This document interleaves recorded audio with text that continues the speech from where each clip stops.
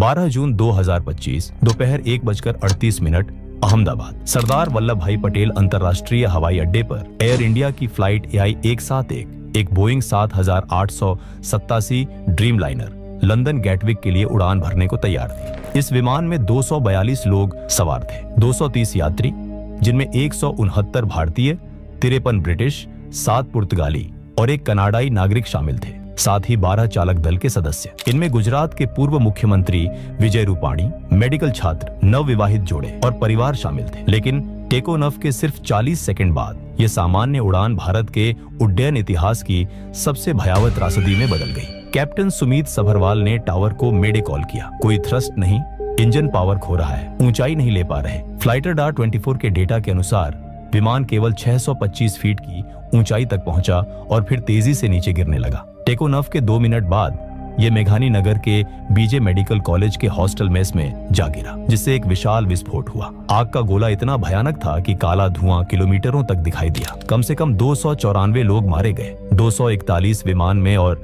53 जमीन पर, जिनमें कई MBBS छात्र शामिल थे। केवल एक व्यक्ति विश्वास कुमार रमेश जीवित बचे, जो सीट 11A के पास इमरजेंसी एग्जिट के पास बैठे थे। यह हादसा इसलिए और चौंकाने वाला है क्योंकि बोइंग 787 ड्रीम लाइनर का सुरक्षा रिकॉर्ड अब तक बेदाग था। ये भारत का 25 साल से अधिक समय में सबसे घातक विमान हादसा है, जो 1996 के चरखी दादरी हादसे 349 मृत को भी पीछे छोड़ता है। आज हम इस त्रासदी के हर पहलू को विस्तार से समझेंगे। क्या हुआ, कैसे हुआ, क्यों हुआ और इसके पीछे की सच्चाई क्या हो सकती है। तो आइए शुरू करते हैं।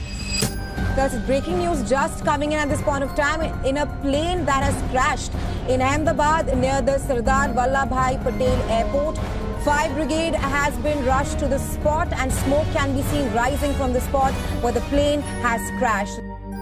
Flight AI 171 registration number VTANB एक 11 साल पुराना बोइंग 7 से 8 ड्रीम लाइनर था, जिसे जनवरी 2014 में एयर इंडिया को डिलीवर किया गया था। यह विमान सुबह दिल्ली से अहमदाबाद आया था और दोपहर 1:38 पर रनवे 23 से लंदन के लिए उड़ा। विमान में 1,25,000 लीटर एविएशन फ्यूल भरा था, जो 9 घंटे की उड़ान के लिए पर्याप्त था। टेक ऑफ के 40 सेकंड बाद कैप्टन सुमीत सभरवाल, जिनके पास 8,200 घंटों का उड़ान अनुभव था, ने मेडे कॉल की। उन्होंने बताया कि इंजन पावर खो रहा था और विमान ऊंचाई नहीं ले पा रहा था। एक्स पर वायरल एक वीडियो में दिखा कि विमान का नोज ऊपर था, लेकिन यह ऊंचाई नहीं ले पा रहा था। लैंडिंग गियर नीचे ही रहा, जो टेक ऑफ के बाद असामान्य है। CCTV फुटेज से पता चलता है कि विमान ने रनवे का पूरा 11,499 फीट इस्तेमाल किया, लेकिन सामान्य गति से उड़ान भरी। 2 मिनट बाद विमान बीजे मेडिकल कॉलेज के हॉस्टल मेस हॉल में जा गिरा, जो मेघानी नगर के घने रिहायशी इलाके में है। विस्फोट इतना भयानक था कि आसपास की इमारतें हिल गईं। ईंधन की वजह से आग इतनी भीषण थी कि शुरुआती बचाव कार्य असंभव हो। रॉयटर्स की तस्वीरों में दिखा कि विमान का टेल एक इमारत में फंसा और चारों तरफ मलबा बिखरा था। कुल 294 लोगों की मौत की पुष्टि हुई, जिसमें 241 यात्री और चालक दल और 53 जमीन पर मौजूद लोग शामिल थे। एयर इंडिया ने पुष्टि की कि एकमात्र जीवित बचे विश्वास कुमार रमेश 40 वर्षीय ब्रिटिश भारतीय सीट 11A पर थे। उन्होंने हिंदुस्तान टाइम्स को बताया, टेक ऑफ के बाद एक जोरदार धमाका हुआ। मैंने इमरजेंसी एग्जिट खोला और बाहर कूद गया। सब कुछ धुंधला था। उनकी यह कहानी चमत्कार से कम नहीं है, लेकिन यह सवाल उठाती है कि क्या और लोग बच सकते थे। बोइंग 787 ड्रीम लाइनर का सुरक्षा रिकॉर्ड अब तक बेदाग था।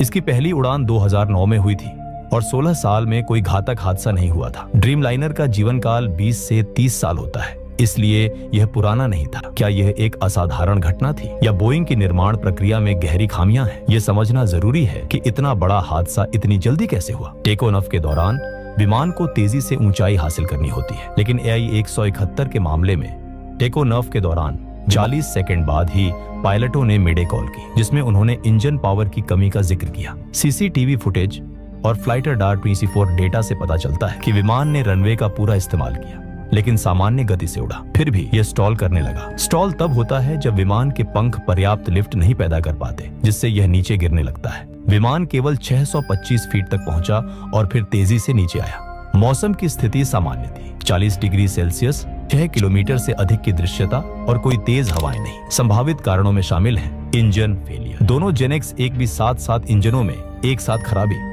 यह दुर्लभ है लेकिन संभव है। एयर इंडिया की मेंटेनेंस हिस्ट्री की जांच हो रही है। क्या नियमित जांच ठीक से हुई थी? सॉफ्टवेयर गड़बड़ी, ड्रीम लाइनर के फ्लाई बाय वायर सिस्टम में गड़बड़ी हो सकती है। फ्लैप कॉन्फ़िगरेशन, फ्लैप सेटिंग गलत होने से लिफ्ट कम हुई। ब्लैक बॉक्स जिसमें फ्लाइट डेटा रिकॉर्डर और कॉकपिट वॉइस रिकॉर्डर शामिल है की खोज जारी है। एक ब्लैक बॉक्स मिल चुका है और दूसरा खोजा जा रहा है। इसका डेटा ही सटीक कारण बता सकता है। एक्स पर कुछ पोस्ट्स में दावा किया गया कि एक यात्री जिसे एक्स मिस्टर कहा जा रहा है ने टेकोनॉफ से पहले इंजन डैमेज का वीडियो रिकॉर्ड किया था। यह वीडियो कथित तौर पर सोशल मीडिया पर वायरल हुआ, जिसमें दिखा कि विमान के इंजन से धुआं निकल रहा था, लेकिन इसकी प्रामाणिकता सत्यापित नहीं हुई है। कुछ एक्स यूजर्स ने साजिश सिद्धांतों को हवा दी, दावा करते हुए कि यह हादसा जानबूझकर कराया गया। कुछ ने कहा कि इसमें कोई बड़ा रहस्य छिपा है, जैसे आतंकवादी साजिश या कॉरपोरेट साजिश, लेकिन बिना सबूत के ये दावे केवल अफवाहें हैं। विशेषज्ञों का कहना है कि ऐसी अफवाहें त्रासदी के समय आम है।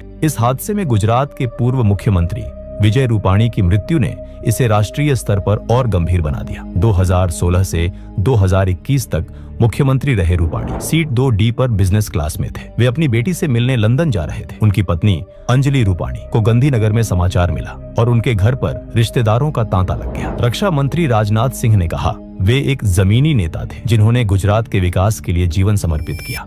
इसके अलावा बीजे मेडिकल कॉलेज के कम से कम 5 MBBS छात्र मारे गए और 50 घायल हुए। 20 वर्षीय नगनथोई शर्मा, एक केबिन क्रू सदस्य की मृत्यु ने उनके मणिपुरी परिवार को तोड़ दिया। उनकी मां ने कहा, मेरा बच्चा, मैंने इसे अपने हाथों से पाला, अब कहां है?